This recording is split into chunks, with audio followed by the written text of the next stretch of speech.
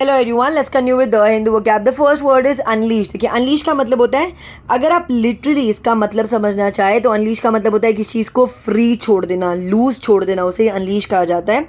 Example देखिए, हम लोग इसको ना एक चीज़ से समझेंगे। आपने बहुत बार देखिए मूवीज़ देखा होगा, मूवीज़ में आपने देखा होगा कि पुलिस के पास ना एक ट्रेन डॉग होता है जो कि कुछ ना कुछ ढूंढने में उनको ना मदद करता है। तो उस डॉग को खुला छोड़ दिया जाता है ना, तो उसी चीज़ को हम लोग कहते हैं अनलीश। एक अनलीश होता है अगर आप उसको फिगरेटिवली यूज़ करें, जब कोई अपने अगर इमोशंस, ओपिनियन या डिसीजन अगर बहुत खुला ऐसे फ्रीली एक्सप्रेस करे ना, तो उसे अनलीश कहते हैं। तो इसका सिनोनिम क्या हो जाएगा? एक्सप्रेस। एंटोनिम क्या हो जाएगा? सप्रेस। आप इसे अपने सेंटेंस में यूज़ कर सकते हैं। The vice president unleashed a furious attack on leading democratic representatives in Congress. The next one is fortify. Fortify का मतलब होता है किस चीज़ को मजबूत करना, उससे हम कहते हैं फोर्टिफाई। कि to fortify something means to make it more powerful and more likely to succeed. तो इसका सिनोनिम क्या हो जाएगा? स्ट्रेंथन। एंटोनिम क्या हो जाएगा? वीकेंड। आप इसे अपने सेंटेंस में यूज़ कर सकते हैं। His declared agenda is to raise standards in schools and fortify parent power. The next one is prudent. देखिए, prudent का मतलब होता है अगर आप किसी पर्सन को अगर सेंसिबल बोलते हैं या केयरफुल बोलते हैं ना, तो मतलब कि वो प्रूडेंट है, यानी कि someone who is prudent is sensible and careful, यानी कि मूल्यांकन और निर्णय करने में सावधान और विवेकपूर्ण। तो इसका सिनोनिम क्या हो जाएगा? केयरफुल। एंटोनिम क्या हो जाएगा? केयरलेस। आप इसे अपने सेंटेंस में यूज़ कर सकते हैं। I believe it is essential that we act prudently. The next one is longevity. Longevity का मतलब होता है लॉन्ग लाइफ, यानी कि लंबा जीवन, उसे ही लॉन्जिविटी कहा जाता है। तो इसका सिनोनिम क्या हो जाएगा? परपेचुइटी। आप इसे अपने सेंटेंस में यूज़ कर सकते हैं। Any tree planted will be a living memorial of great longevity. The next one is inebriated. देखिए, inebriated का मतलब होता है कोई पर्सन अगर नशे के प्रभाव में है या उसने बहुत ज़्यादा पी रखी है, तो वो या वो उस दारू के प्रभाव में है ना, तो उसे inebriated कहा जाता है। तो इसका सिनोनिम क्या हो जाएगा? ड्रंकन। एंटोनिम क्या हो जाएगा? सोबर। आप इसे अपने सेंटेंस में यूज़ कर सकते हैं।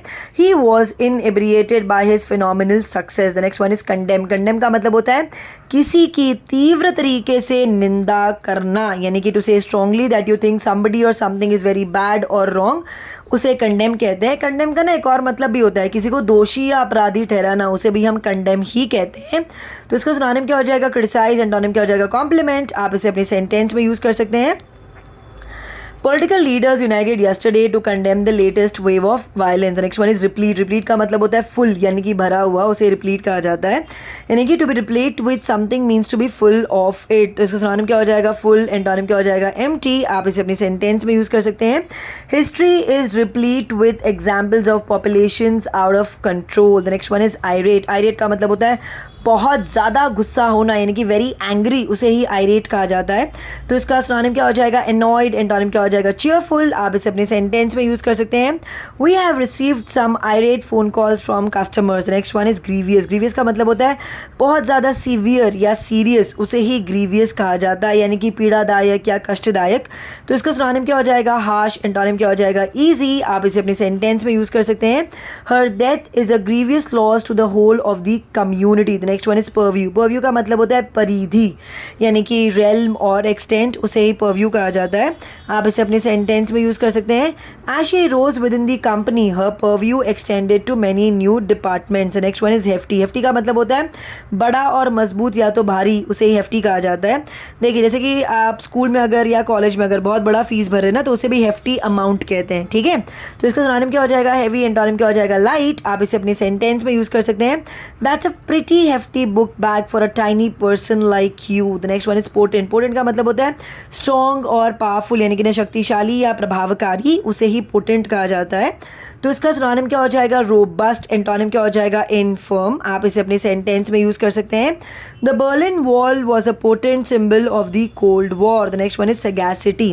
देखिए, अगर आप एज अ पर्सन बहुत वाइज हैं या चीज़ों को देख कर, परख कर, समझ कर अगर आप है डिसीजन लेते हैं ना, तो उसे ही सगैसिटी कहा जाता है, यानी कि आपका जजमेंट बहुत ज़्यादा बढ़िया है, या तो आप जो भी चॉइस भी करते हैं ना, वो सारे चॉइसेस ना इंटेलिजेंट चॉइसेस है, तो उसे हम कहते हैं सगैसिटी, यानी कि ना बुद्धिमत्ता।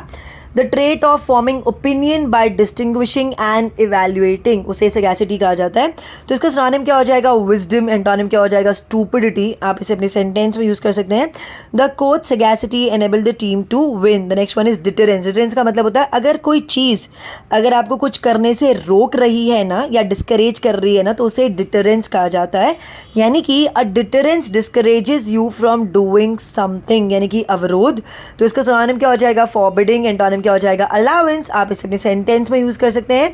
They believed in the principle of nuclear deterrence. Next one is assault. Assault का मतलब होता है a sudden attack on somebody और समथिंग, उसे ही असॉल्ट कहा जाता है, यानी कि अचानक हुआ हमला। तो इसका सिनोनिम क्या हो जाएगा? अग्रेशन। एंटोनिम क्या हो जाएगा? रिट्रीट। आप इसे अपने सेंटेंस में यूज कर सकते हैं। Assaults on hospital staff have increased over the last year. The next one is instance. Instance का मतलब होता है एग्जाम्पल, उदाहरण, मिसाल या मामला, उसे ही इंस्टेंस कहा जाता है। तो इसका सिनोनिम क्या हो जाएगा? इलस्ट्रेशन। आप इसे अपने सेंटेंस में यूज कर सकते हैं। This is just one instance of his repeated failure to do what he promised. The next one is snuffed out. Snuffed out का मतलब होता है ये एक फ्रेजल वर्ब है।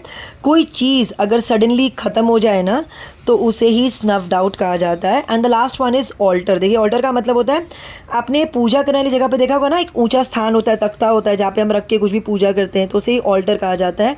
यानी कि a high table that is centre for religious ceremony, उसे हम कहते हैं ऑल्टर, यानी कि ना वेदी।